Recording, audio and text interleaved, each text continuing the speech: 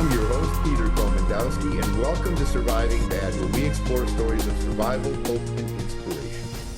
Today we'll discuss trauma, mental health, and the potential to thrive.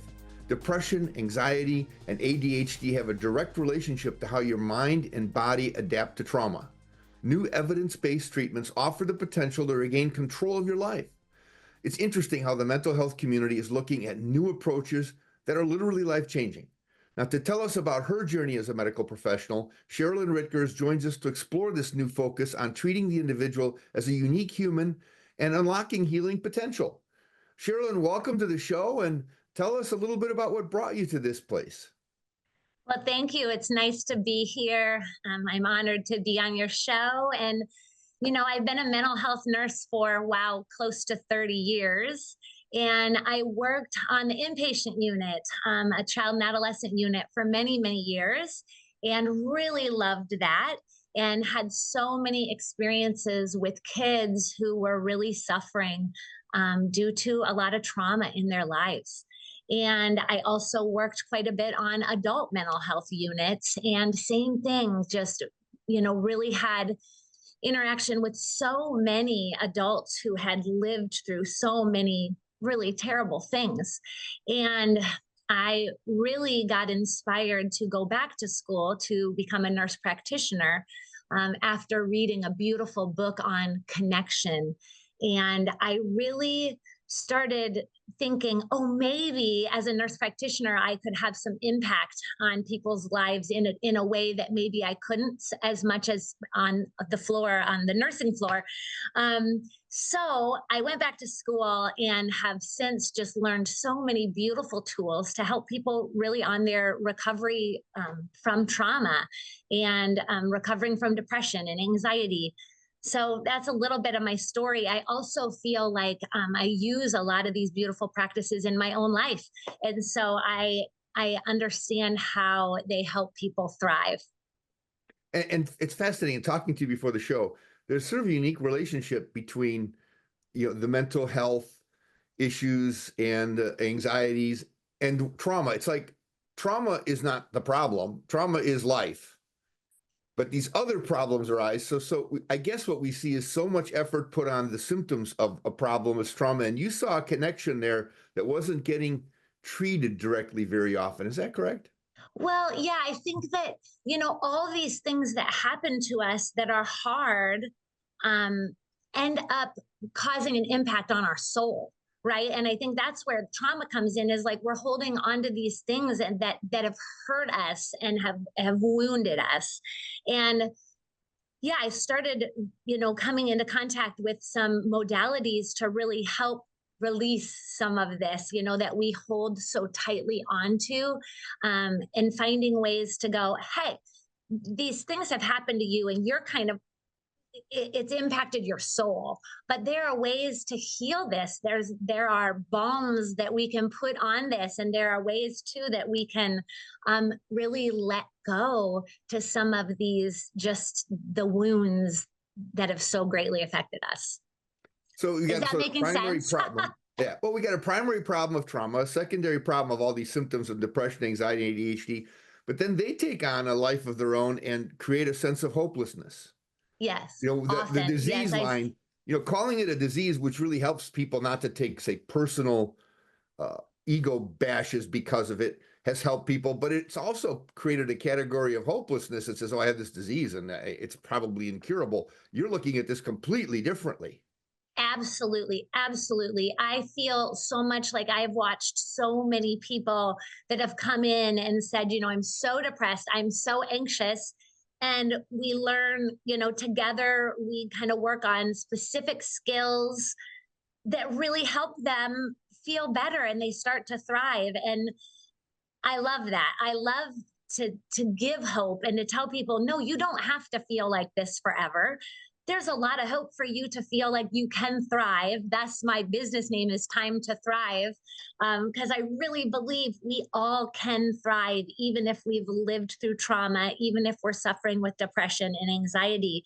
Like, we can impact it. There are things that we can do that are in our control to help us feel better. I love working with people on mind body skills. I facilitate a mind body skills group. We work on so many amazing skills like just deep breathing, right? We do a lot of guided imagery. We do a dialogue with a symptom where we actually write to the thing that's bothering us. We shake, we dance together. And as we do all these things, we start to see people just go, oh, that feels better. I feel better. And a lot of it is done in connection, right? In these mind body groups, we're working together as a group and we're kind of healing collectively, which is, I think, a beautiful thing. Yeah, because so much healing is personal, private, and full of fear and stigma.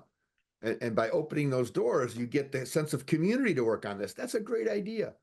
You know, Absolutely. I had a woman stand up after a group a couple weeks ago and she looked around at each one of us and she said, I'm just not alone.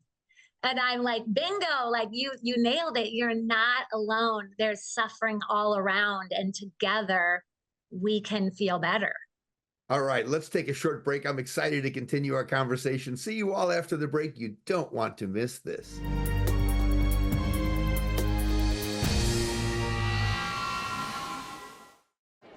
The black truck? Hey, Christina from accounting. Yeah, hi. Hey, I used to date a girl named Christina. Oh, really? Yeah, and then she dumped me for my best friend. You want to see some photos of them that I took? I don't. I thought we talked about this, buddy.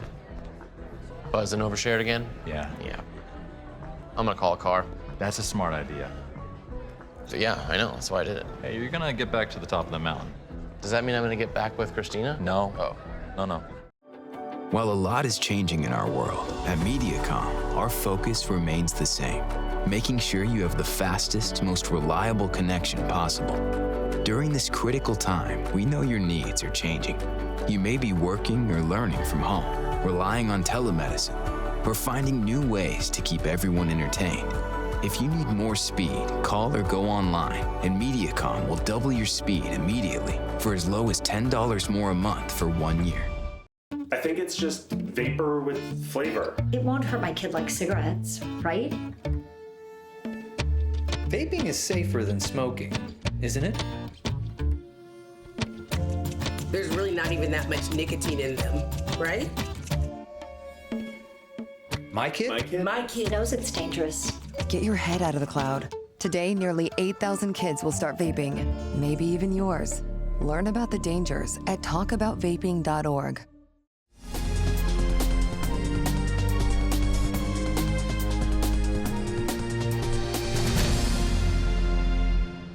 Welcome back to Surviving Bad. We're speaking with Sherilyn Ritkers, founder of Time to Thrive. Her practice utilizes mind-body skills, therapy, nutrition, the power of connection, and sometimes medications to treat depression, anxiety, ADHD, and the traumas that often underlie these issues. Now, this is a unique but not unprecedented evidence-based approach that's showing promise.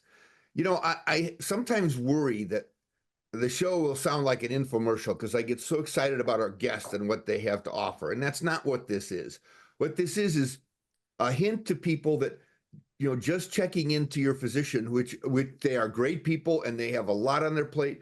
But this is sort of an emerging technology for dealing with people that even my general practitioner is moving along this path when we talk about health challenges.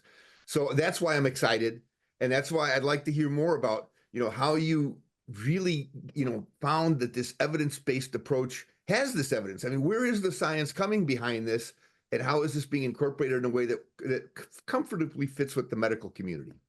Yes, I think, and you're right. So many more practitioners, when you go, they'll start talking to you about, hey, are you doing any type of meditative practice, whether that's prayer, whether that's breath work, whether that's mindfully taking walks. You know, I think it's becoming more and more into the mainstream where you'll hear of doctors and therapists and nurse practitioners and PAs, you know, really having this conversation with clients. And so I trained with the Center for Mind Body Medicine, and they just have a beautiful curriculum really that they work on, and they take you through some of the research to back these practices. And one of the things that I really enjoy knowing is that so many of these mind body practices are ancient, right? Like people have been dancing and shaking and jumping and sitting around a fire and connecting for thousands of years, right? Like we know that from all of the literature that has been passed on to us. So I love that we've got some randomized controlled trials that are starting to show, hey, people that sit and do breath work every day, like they respond better to their cancer treatment. They respond better to whatever their pain, right? Their pain scores start to lower, their depression scores start to lower. So we've got a lot of randomized controlled trials from all over, some from Harvard, some from prestigious places. But then we also just have literature that shows us, hey, people have been doing this stuff for years and years and it's been working. So I used to work with a group of refugees from Africa, and I loved hanging out with them. We would make music together. And one morning, one of my friends looked at me and he said, Sherilyn, this morning I will teach you the healing dance. And I'm like, great, I'm all for it.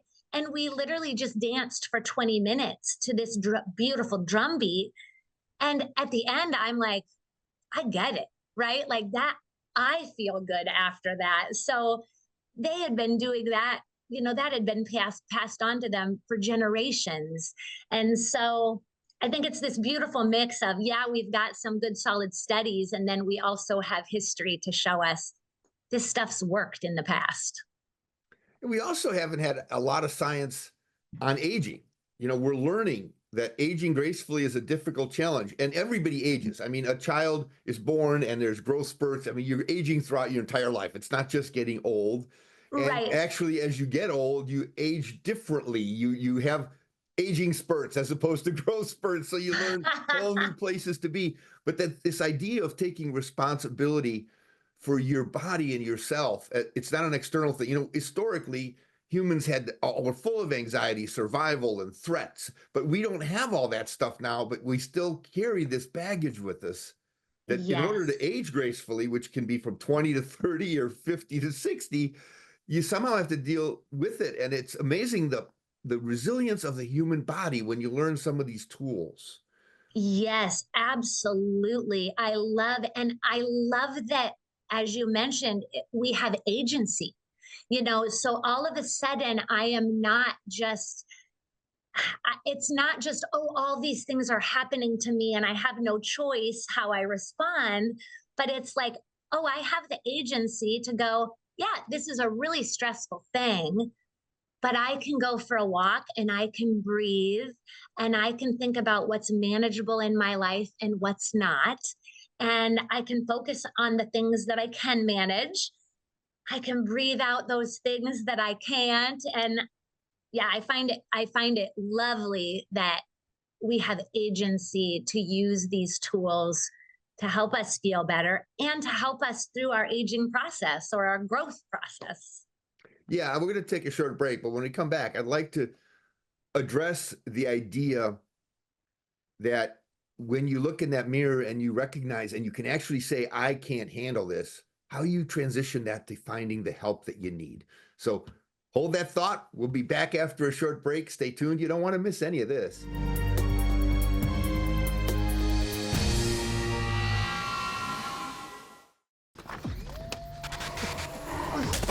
Multiple studies have shown that marijuana can slow both driver reaction and response time, which can be really dangerous.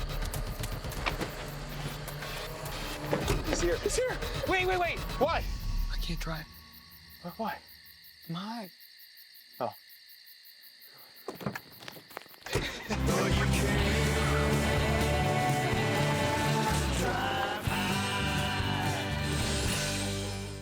You told me not to talk to strangers. You told me not to cross the street without looking both ways. You told me not to touch the stove. You told me not to do drugs. You told me not to drink and drive. You gave me so many messages about how to stay safe. Why didn't you keep me safe by properly storing your gun?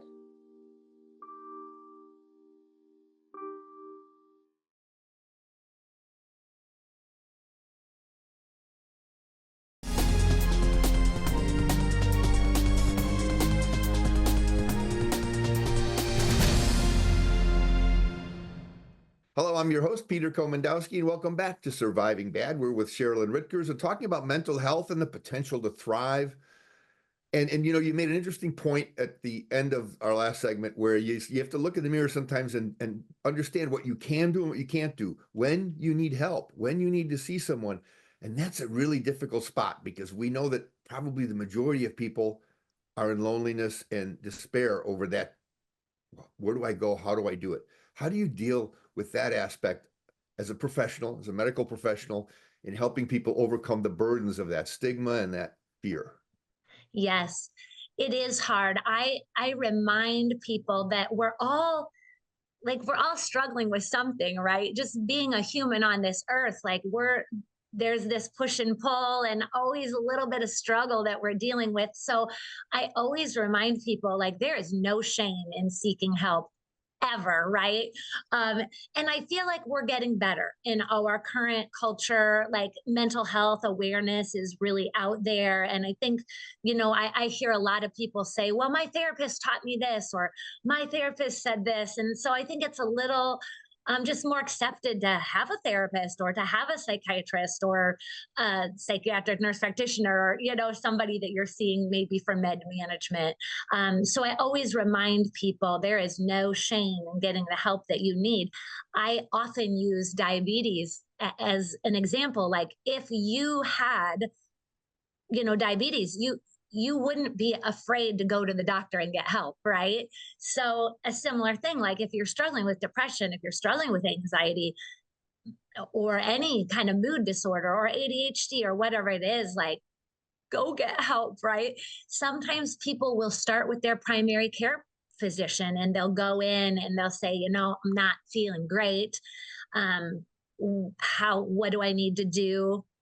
That's one entrance point to getting help that you need. Another entrance point is a lot of people will just make an appointment with a psychiatrist or a psychiatric nurse practitioner or a PA that focuses on psychiatry, and they'll kind of go in that route.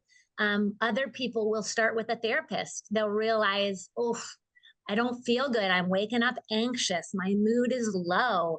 And they'll start with a therapist, and then the therapist might help them realize, you might need medicine or some supplements, or you might need a different approach. So I feel like there's a lot of different entrance points to get the help you need.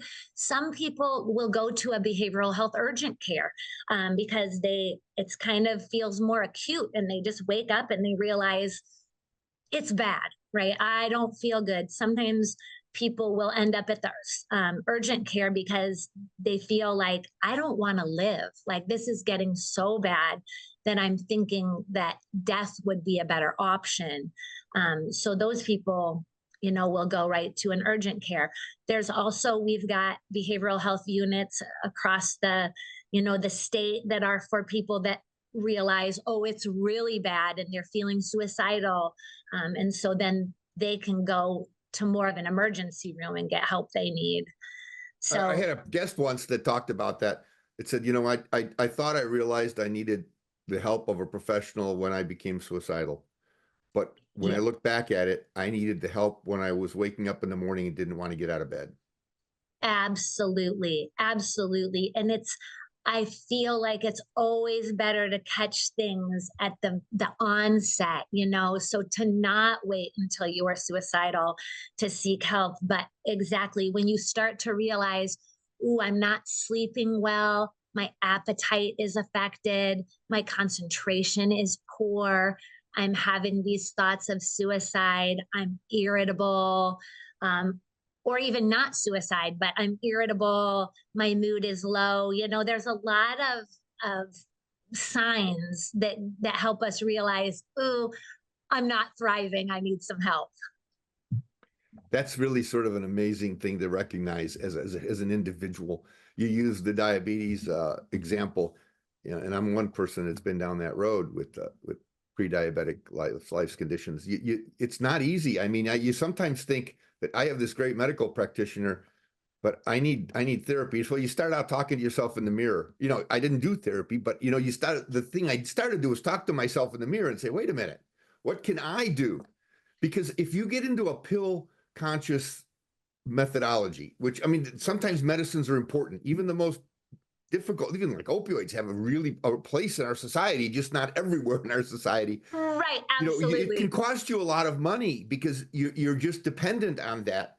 And so anything you can do to reduce that dependency with your own participation. In other words, it's like telling me, if you do this, you're going to save money and feel better. I'm thinking that's a pretty darn good deal for me. That is a good deal. That is a good deal. And I feel like I also see a lot of people who are on medicines, but they don't feel as good as they would like to.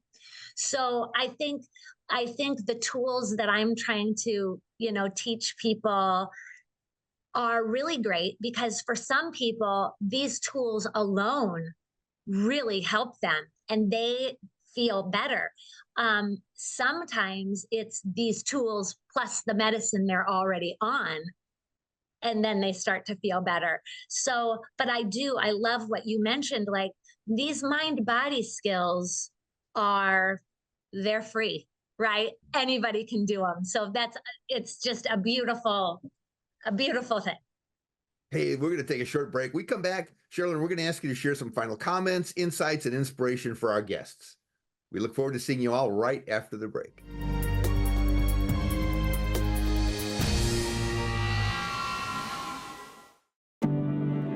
Today, more than ever, you need fast, reliable internet. At MediaCom, we want you to know you can count on us.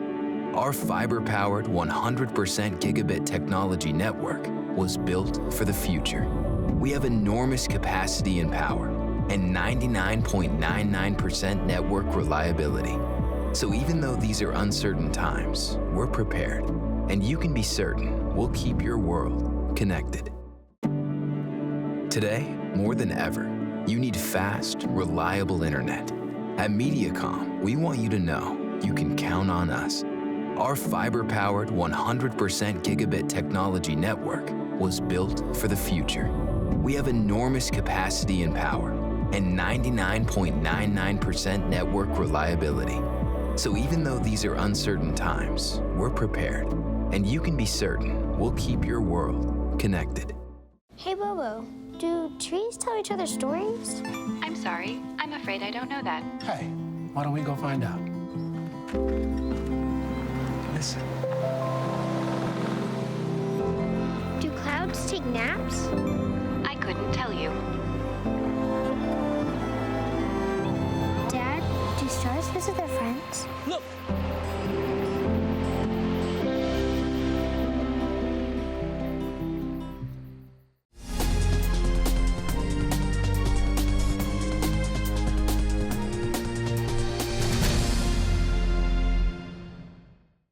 Welcome back. Today on Surviving Bad, we explored how mental health treatment is evolving to empower people with the skills to thrive in the face of trauma.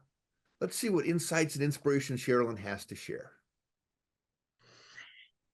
I think one of the things I want people to know are these free things that we can all do that really will have an impact positively on our sense of well-being and our mental health. So one of the things that we all can do, I think it gets talked about a lot, I'm not sure people really understand it, but is this breathing. So breathing in for a count of 4 through your nose, and then doubling your out breath. So breathing out for 8 through your mouth if you can, or through your nose if that feels better. I, for years on the inpatient unit with kids, would say, we need to breathe, we need to breathe. And they would go, and I would laugh. I'm like, well, that's not exactly what we're looking for. So I think for people to realize this deep breath in through your nose, and then double your out breath. and do that. Set your timer, start 5 minutes a day. When you get comfortable with 5 minutes a day, increase it to 10 minutes a day. Go up to 20 minutes a day of just breathing. I think sometimes we think breath work means our mind is clear. No, we're all human. Thoughts are going to pop in. That's totally fine. Notice the thought, let it go, come back to your breath. Many, many beautiful tutorials online that you can access, but that it's very powerful and we forget the power of it. I feel like we forget the power of shaking and dancing. So when you're getting kind of frustrated, upset, feeling anxious, shake it off, shake your body, put on your favorite song, dance, just let it go. That's a beautiful way to let trauma work out of your body. It's just, you'll see more and more studies coming up on that. I use dialogue with a symptom a lot. I'll have people write to what's bothering them. So, hey there, anxiety, what's up? Why are you bothering me? And then you write back just as if the anxiety was across the room from you, and you're writing this beautiful conversation back and forth. It's amazing what comes out when you just give yourself 15 minutes to just free write and figure out, like, oh, why am I feeling like this right now? Dietary changes can be so helpful. That's a mind-body connection, right? Like what we feed ourselves, like it nourishes our mitochondria, the very like energy production pieces of our cells. So eating more whole foods, eating less sugar, eating less processed foods, like all these things are so helpful. And they're food, we have to eat food, but the other things are free, right? And then just making positive food choices, you're already buying food anyway. So many lovely things that we have the agency really to control in our lives that really can cause us to feel better and improve our sense of well-being. So as you talk to people, is the ultimate goal with your clients to sort of get them rolling and then let them be on their own? I mean, it sounds less maintenance oriented than a general practitioner. Yes, sometimes people say, are you worried you're going to work yourself out of a job? And I'm like, great, I hope so, right? I would love that. But yes, these things, I feel like once people get started with me, my hope is that I can help them and send them off to thrive on their own. Fantastic. I thank you so much for joining us today, and I thank you all for watching. Check out our website, ahealthyiowa.org, and keep your eye on MediaCom MC22 for our next episode of Surviving Bad, where we explore stories of survival, hope, and inspiration. On MediaCom MC22, your local programming leader.